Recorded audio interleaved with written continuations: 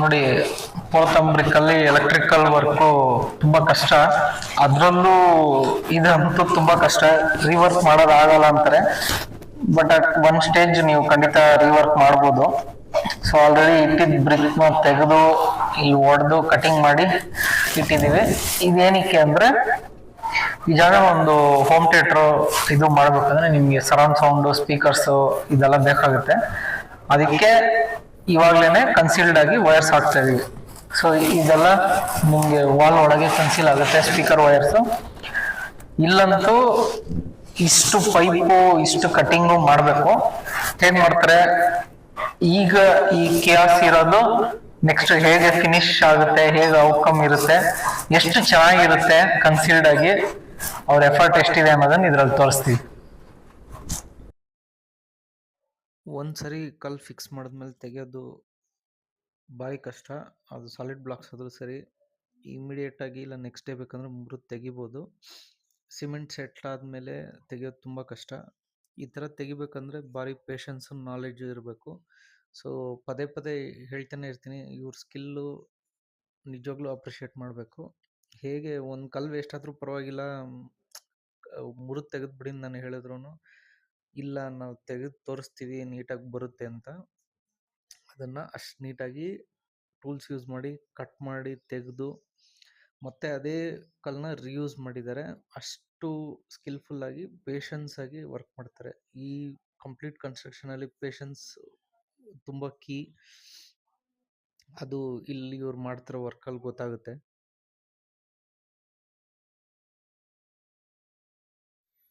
ಈಗ ಬರೋ ಯಾವುದೇ ಟಿ ವಿಲಂತೂ ಆಡಿಯೋ ಸಿಸ್ಟಮ್ ಚೆನ್ನಾಗೇ ಇರಲ್ಲ. ನೀವು ಖಂಡಿತ ಒಂದು ಎಕ್ಸ್ಟರ್ನಲ್ ಸ್ಪೀಕರು ಇಲ್ಲ 5.1 ಚಾನಲ್ ಹೋಮ್ ಥಿಯೇಟ್ರು ಆ ಥರ ಏನೋ ಒಂದು ಸೆಟಪ್ ಮಾಡಬೇಕಾಗಿರುತ್ತೆ.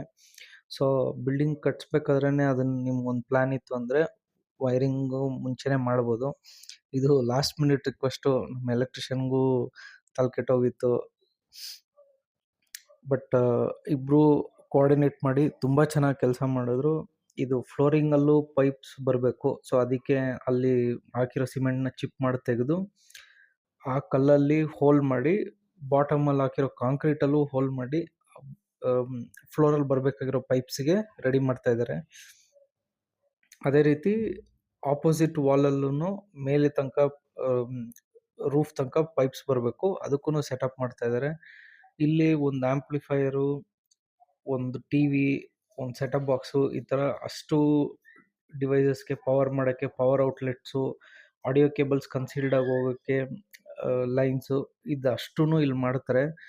ಮೊದಲು ಅಷ್ಟು ಬಾಕ್ಸು, ಅಷ್ಟು ಪೈಪ್ಸ್ ಹಾಕ್ಬೇಕಾದ್ರೆ ನನಗೂ ಹೆಂಗಪ್ಪ ಇದು ಹೆಂಗೆ ಬರುತ್ತೆ ಅನ್ನೋದು ಭಾರಿ ಕುತೂಹಲ ಇತ್ತು. ಬಟ್ ಫಿನಿಶ್ ಔಟ್ಕಮ್ ಅಂತೂ ತುಂಬ ಎಕ್ಸಲೆಂಟ್ ಆಗಿದೆ. ಈಗ ಇಲ್ಲಿ ಮಾಡ್ತಿರೋ ಹೋಲು ಬಾಟಮ್ ಪೈಪ್ಸ್ ಬರೋದಕ್ಕೆ. ಸೊ ಫುಲ್ಲು ಈ ಕಲ್ಲನ್ನ ಬಾಟಮ್ ತನಕ ಹೋಲ್ ಮಾಡಿ, ಅದ್ರ ಕೆಳಗೆ ಕಾಂಕ್ರೀಟಲ್ಲೂ ಹೋಲ್ ಮಾಡಿ, ಅಲ್ಲಿಂದ ಫ್ಲೋರಿಂಗಲ್ಲಿ ಆಪೋಸಿಟ್ ವಾಲ್ಗೆ ಹೋಗೋ ಪೈಪ್ಸ್ಗೆ ರೆಡಿ ಮಾಡ್ತಾ ಇದ್ದಾರೆ ಅಲ್ಲಿ. ನನಗೆ ಕ್ಯೂರಿಯಾಸಿಟಿ ತಡೆಯೋಕ್ಕಾಗಲ್ಲ, ಮಧ್ಯ ಮಧ್ಯೆ ಹೋಗಿ ತುಂಬಾ ಡಿಸ್ಟರ್ಬ್ ಮಾಡ್ತಾ ಇರ್ತೀನಿ. ಸೊ ಇದು ನೆಕ್ಸ್ಟ್ ಡೇ ಮತ್ತೆ ವರ್ಕ್ ಸ್ಟಾರ್ಟ್ ಮಾಡಿದ್ದು. ಒಂದು ಫೋಟೋ ತೊಗೊಂಡಿದ್ವಿ, ಹೇಗೆ ಎಲೆಕ್ಟ್ರಿಷಿಯನ್ ಪೈಪ್ಸ್ ಬಿಟ್ಬಿಟ್ಟು ಹೋಗಿದ್ರು ಅಂತ. ಅದನ್ನು ಮತ್ತೆ ಇಡೋಷ್ಟರಲ್ಲೇ ನಮಗೊಂದಷ್ಟು ಕನ್ಫ್ಯೂಷನ್ ಆಗಿತ್ತು. ವೈರ್ಸ್ ಒಂದು ತಪ್ಪಾಯ್ತಂದ್ರೂ ಈ ಕನ್ಸಿಲ್ ಒಳಗೆ ಅದು ವೇಸ್ಟೇ ಮಾಡಿರೋ ಕೆಲಸ ನನಗೆ. ಬಟ್ ಒಂದು 15-20 ನಿಮಿಷ ಡಿಸ್ಕಸ್ ಮಾಡಿ ಫೈನಲಾಗಿ ಯಾವ ವೈರ್ಸು, ಯಾವ ಪೈಪ್ಸ್ ಎಲ್ಲೆಲ್ಲಿ ಬರಬೇಕು ಅನ್ನೋದನ್ನು ನೋಡಿ ಫಿಟ್ ಮಾಡಿದ್ದಾಯಿತು. ಈಗ ಒಂದು ಸ್ಟೇಜಿಗೆ ತೊಗೊಂಡು ಹೋಗ್ತಿದ್ದಾರೆ. ಇದು ನೆನ್ನೆ ತೆಗೆದಿದ್ದ ಕಲ್ಲು, ಅದನ್ನು ಹೇಗೆ ರೀಯೂಟಿಲೈಸ್ ಮಾಡ್ತಿದ್ದಾರೆ ನೋಡಿ, ಒಂಚೂರು ವೇಸ್ಟ್ ಮಾಡಲ್ಲ. ಈ ಕನ್ಸ್ಟ್ರಕ್ಷನ್ನಲ್ಲಿ ವೇಸ್ಟೇಜ್ ತುಂಬ ಜಾಸ್ತಿ ಅಂತಾರೆ, ಅಪ್ ಟು 20% ವೇಸ್ಟೇಜ್ ಆಗುತ್ತೆ. ನಾವು ವಿಸಿಟ್ ಮಾಡಿರೋ ಕೆಲವು ಸೈಟ್ಸಲ್ಲೂ ಅಷ್ಟು ವೇಸ್ಟೇಜ್ ನಾವು ನೋಡಿದ್ದೀವಿ. ಬಟ್ ಇವ್ರು ಸಿಕ್ಕಿದಂತೂ ಎಕ್ಸಲೆಂಟ್ ಟೀಮು. ಒಂದು ಪೀಸೂ ಯೂಸ್ ಆಗುತ್ತೆ ಎಲ್ಲಾದರೂ ಅಂದರೆ ಅದು ನೆಕ್ಸ್ಟ್ ಫ್ಲೋರಿಗೆ ಯೂಸ್ ಆಗುತ್ತೆ ಅನ್ನೋ ಒಂದು ಐಡಿಯಾ ಇಟ್ಕೊಂಡು ಅದನ್ನು ರಿಟೈನ್ ಮಾಡಿರ್ತಾರೆ, ಬಿಸಾಕಲ್ಲ.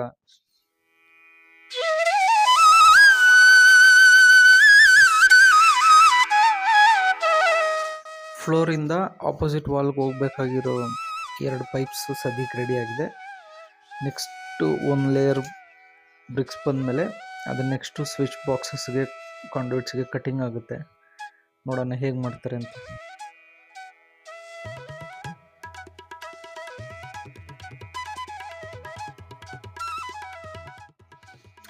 ಇಷ್ಟು ಡೀಟೇಲ್ಡ್ ವಿಡಿಯೋ ಮಾಡೋ ಮುಖ್ಯ ಉದ್ದೇಶ ಇದೇ ಥರ ಕನ್ಸ್ಟ್ರಕ್ಷನ್ಸ್ ಮಾಡೋ ಯಾರಿಗಾದರೂ ಈ ಫುಲ್ ವಿಡಿಯೋಸ್ ಯುಟಿಲೈಸ್ ಆಗಲಿ ಅಂತ.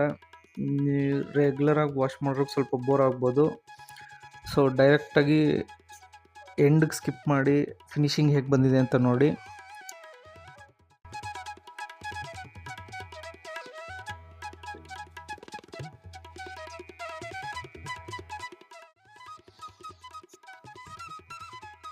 ಈಗ ಹಾರಿಜಾಂಟಲ್ ಪೈಪ್ಸ್ ಎಲ್ಲನೂ ಈ ಪೋರತಮ್ ಬ್ಲಾಕ್ಸ್ ಹೋಲ್ಸ್ ಒಳಗೇನೆ ಬರ್ತಾಯಿದೆ. ಸೊ ನೀವು ಇನಿಷಿಯಲಿ ಪ್ಲ್ಯಾನ್ ಮಾಡಿ ಕನ್ಸ್ಟ್ರಕ್ಷನ್ ಮಾಡ್ಬೇಕಾದ್ರೆ ಫಾಲ್ ಸೀಲಿಂಗ್ ಮಾಡಿಸಲ್ಲ ಅಂದರೆ ಪಿಲ್ಲರ್ಸ್ ಪಕ್ಕದಲ್ಲೇ ವರ್ಟಿಕಲ್ ಡ್ರಾಪ್ಸ್ ಕೊಟ್ಟರೆ ಈ ಥರ ಹಾರಿಜಾಂಟಲ್ ಪೈಪ್ಸ್ ಈಸಿಯಾಗಿ ತೊಗೊಬೋದು. ತುಂಬ ಕಟ್ಟಿಂಗ್ಸ್ ಬರೋಲ್ಲ. ಒಂದು ಸರಿ ಕಟ್ಟಿದ್ಮೇಲೆ ನಮಗೂ ಭಾಳ ಐಡಿಯಾ ಇದೆ. ಇದೇ ಥರ ಯಾರಾದರೂ ಕನ್ಸ್ಟ್ರಕ್ಷನ್ ಮಾಡ್ತೀರಾ ಅಂದರೆ ನಮ್ಮ ನಂಬರ್ ಡಿಸ್ಕ್ರಿಪ್ಷನಲ್ಲಿರುತ್ತೆ, ವಾಟ್ಸಪ್ ಮಾಡಿ. ಸಜೆಷನ್ಸ್ ಒಳ್ಳೊಳ್ಳೆ ಸಜೆಷನ್ಸ್ ಹೇಳ್ತೀವಿ. ಸೊ ನಿಮಗೂ ಅದು ಈಸಿ ಆಗುತ್ತೆ, ಇನ್ನೂ ಕಾಸ್ಟ್ ಸೇವ್ ಆಗುತ್ತೆ, ಟೈಮ್ ಸೇವ್ ಆಗುತ್ತೆ.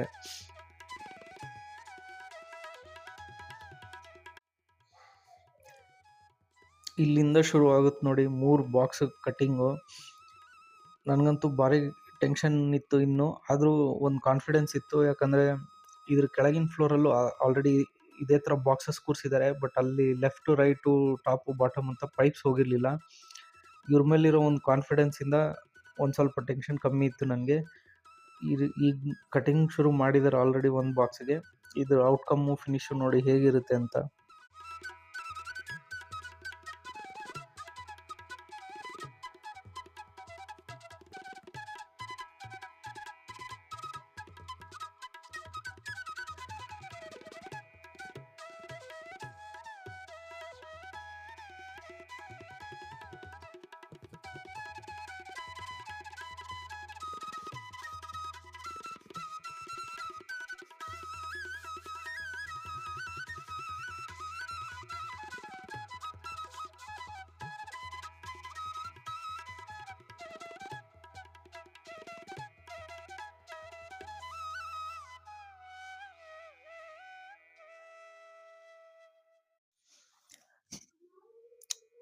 ಇದರಲ್ಲಿ ಎಲೆಕ್ಟ್ರಿಕಲ್ ಬಾಕ್ಸಸ್ ಕುತ್ಕೊಳೋದು ಆ GI box size correct fitting cut ಮಾಡಬೇಕು. ಒಂಚೂರು ಲೂಸ್ ಕಟ್ ಮಾಡಿಬಿಟ್ಟು ಸಿಮೆಂಟಲ್ಲಿ ಫಿಲ್ಲಿಂಗ್ ಮಾಡ್ತೀನಿ ಅಂದ್ರೆಲ್ಲ ಅದು ಆಗದಿರೋ ಕೆಲಸ. ಪಕ್ಕ ಟೈಟ್ ಫಿಟ್ಟಿಂಗ್ ಇರಬೇಕು. ಇಲ್ಲಾಂದರೆ ನಾಳೆ ದಿನ ಎಲೆಕ್ಟ್ರಿಷಿಯನ್ಸ್ ಬಂದು ವೈರಿಂಗ್ ಮುಗಿಸಿ ಸ್ವಿಚ್ ಬಾಕ್ಸ್ ಹಾಕ್ಸಿ ಫೈನಲ್ ಕ್ಯಾಪ್ ಫಿಟ್ ಮಾಡಬೇಕಾದ್ರೆ ಬಾಕ್ಸ್ ಲೂಸ್ ಆಗುತ್ತೆ, ಅದು ನೀಟಾಗಿ ಹೊರಗೆ ಬಂದ್ಬಿಡುತ್ತೆ. ಸೊ ಇದನ್ನು ಅವಾಯ್ಡ್ ಮಾಡೋಕ್ಕೆ ಆ ಕಟಿಂಗ್ ಎಷ್ಟು ಪ್ರಿಸೈಸ್ ಇರಬೇಕಂದ್ರೆ ಬಾಕ್ಸ್ ಆ ಥರ ಪರ್ಫೆಕ್ಟಾಗಿ ಕೂತ್ಕೊಬೇಕು, ಹೆಚ್ಚು ಕಮ್ಮಿ ಇರಲೇಬಾರ್ದು. 5 ಜನ 2 ಅವರಿಂದ ಒಂದೇ ಕಡೆ ಏನು ಮಾಡ್ತಾಯಿದ್ದೀವಿ ಅಂತ ಇನ್ಸ್ಪೆಕ್ಷನ್ ಮಾಡೋಕ್ಕೆ ಸೈಟ್ ಓನರ್ ಬಂದರು. ಅವರು ನೋಡ್ತಾ ಇದ್ದಾರೆ. ಅವರು ಎಲೆಕ್ಟ್ರಿಷಿಯನ್ ಕೊಟ್ಟಿದ್ದ ಫೋಟೋಗೂ ಇಲ್ಲಿಗೂ ಕಂಪೇರ್ ಮಾಡಿದ್ರು, ಎಲ್ಲ ಸರಿ ಇತ್ತು. ಆ ಕಾಂಪ್ಲೆಕ್ಸಿಟಿ ನೋಡಿ ಅವರು ಸುಮ್ಮನಾಗಿ ಹೊರಟೋದ್ರು. ಎಲೆಕ್ಟ್ರಿಷಿಯನ್ ಪೈಪ್ ಹಾಗೆ ಬಿಟ್ಬಿಟ್ಟು ಹೋದಾಗ ಅದೇನು ಡಿಫ್ರೆನ್ಸ್ ಅನ್ನಿಸ್ಲಿಲ್ಲ. ಬಟ್ ಹಾರಿಜಾಂಟಲ್ ಪೈಪ್ಸು ಪೋರತಮ್ ಬ್ಲಾಕ್ಸ್ ಒಳಗಿಂದ ಬಂದು ಇದ್ರೊಳಗೆ ಫಿಟ್ ಆಗಬೇಕಾದ್ರೆ ಆ ಲಾಸ್ಟಲ್ಲಿ ಹೈಟ್ ಹೆಚ್ಚು ಕಮ್ಮಿ ಇತ್ತು. ಸೊ ಪೈಪನ್ನು ಸ್ವಲ್ಪ ಬೆಂಡ್ ಮಾಡೋಕ್ಕೆ ಪೈಪನ್ನು ಲೈಟಾಗಿ ಹೀಟ್ ಮಾಡಿ ಬೆಂಡ್ ಮಾಡ್ತಾಯಿದ್ದಾರೆ. ಸೊ ಈ ಥರ ಮಾಡ್ಬೋದು. ಒಂದು ರೇಂಜ್ಗೆ ಫ್ಲೆಕ್ಸಿಬಲ್ ಆಗುತ್ತೆ ಪೈಪು.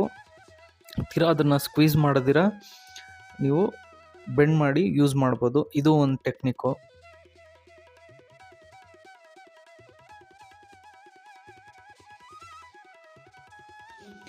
ಒಂದು ಸಿಂಗಲ್ ಬಾಕ್ಸಲ್ಲಿ 6 ಮಾಡಲ್ ಒಂದು 2 ಮಾಡಲ್ ಒಂದು 2 ಕಟ್ಸ್ ಮಾಡಬೇಕು. ಅದಕ್ಕೆ ಮೆಷರ್ಮೆಂಟ್ಸು ಲೆವೆಲ್ಸು ನೋಡಿ ಕಟ್ ಮಾಡ್ತಾಯಿದ್ದಾರೆ.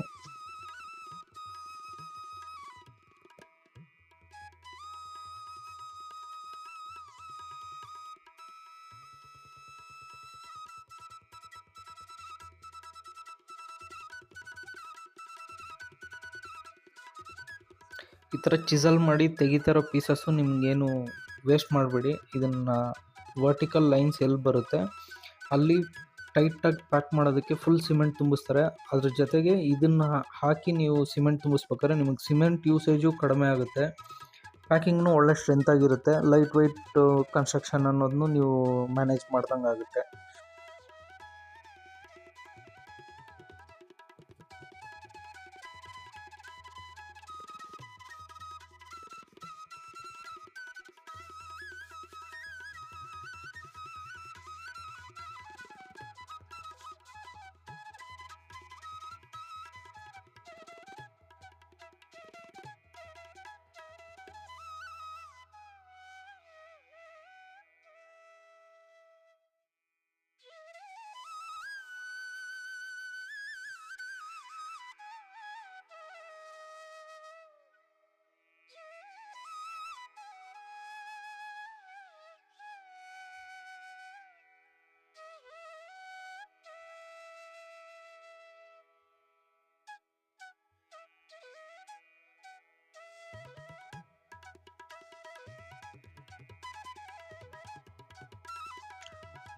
ಇಲ್ಲಿಗೆ ಮುಗೀತಪ್ಪ ಅಂದ್ಕೊಂಡೆ, ಬಟ್ ಅವರು ಇಲ್ಲ ಸರ್ ನೀವು ಇಲ್ಲಿ ಇನ್ನೊಂದು ಬಾಕ್ಸ್ ಕೇಳಿದ್ದೀರಾ ನೋಡಿ ಅಂತ ಅಲ್ಲೂ ಒಂದು ಬಾಕ್ಸ್ಗೆ ಕಾಂಡ್ಯೂಟ್ ಕಟ್ಟಿಂಗು ಫಿಟ್ಟಿಂಗು ಎಲ್ಲ ಮಾಡಿದ್ರು. ಓವರಾಲ್ ಒಂದು 3 ಅವರ್ ಆಯಿತು ಅವ್ರಿಗೆ ಇದನ್ನು ಕಂಪ್ಲೀಟ್ ಮಾಡೋದಕ್ಕೆ. ಸೊ ಫೈನಲ್ ಫಿನಿಶ್ ಹೇಗಿದೆ ಅನ್ನೋದನ್ನು ನೋಡಿ.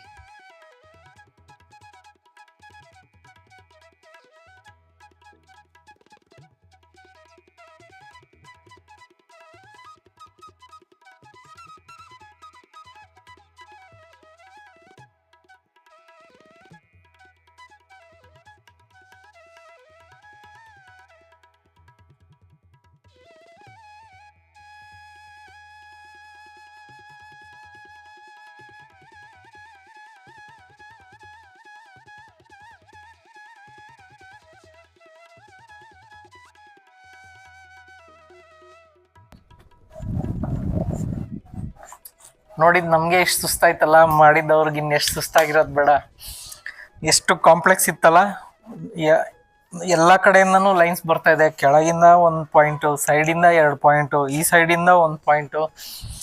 ಸೊ ಇದು ಇದರ ಕಾಂಪ್ಲೆಕ್ಸಿಟಿ, ಇವ್ರ ಸ್ಕಿಲ್ ಲೆವೆಲ್ಲು ಇದರಲ್ಲೇ ನಿಮಗೆ ಗೊತ್ತಾಗಬೇಕು ಎಷ್ಟು ಕಾಂಪ್ಲೆಕ್ಸ್ ಕನೆಕ್ಷನ್ನು ಎಷ್ಟು ನೀಟಾಗಿ ಮಾಡಿ ಮುಗಿಸಿದ್ದಾರೆ ಅಂತ.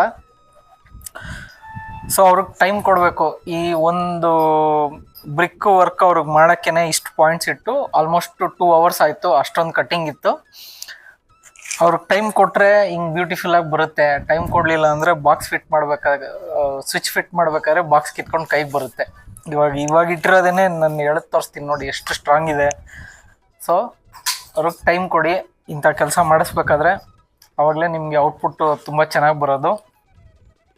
ಇದಾಗಿತ್ತು ಇವತ್ತಿನ ಪೋರತಮ್ ಸ್ವಿಚ್ ಬಾಕ್ಸ್ ಕನ್ಸೀಲ್ಡ್ ಹೇಗೆ ಮಾಡೋದು ಅನ್ನೋ ವಿಡಿಯೋ. ಮುಂದಿನ ವಿಡಿಯೋಲಿ ನೋಡೋಣ. ಬಾಯ್ ಬಾಯ್.